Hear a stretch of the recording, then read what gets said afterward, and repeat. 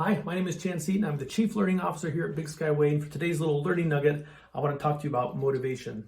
There's a lot of motivational theories out there, but I think it's important for us to have kind of a basic framework of what some of these seminal models are and some of the newer models. But one model that's really interesting that came out of the 50s and 60s was Frederick Herzberg. He was an American psychologist, and he came up with something called the two-factor theory. And so what he's looking at is job satisfaction and two independent factors. One is satisfaction. Those are the things that relate to the job itself. And then dissatisfaction, those things that surround the job, also referred to as maintenance factors and hygiene factors. So let's look at dissatisfaction first.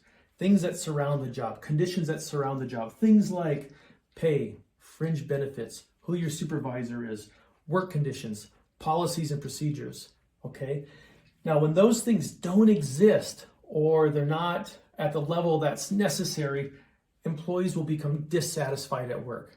Now, if those things are there, if we do a good job with compensation, fringe benefits, work conditions, policies, it doesn't lead to satisfaction. It just means people won't be dissatisfied, okay?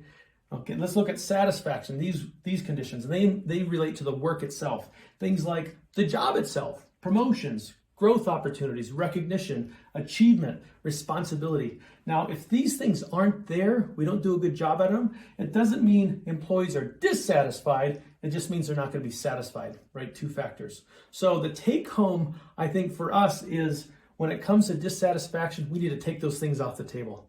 If they're not there, people will be dissatisfied. We can't make them satisfied from that. We want to take that off the table and just make sure we do those basics, right? Benefits, compensation, we do a comp study, we know where people need to be at, work conditions, policies, procedures, etc. They just got to be there. Take those things off the table.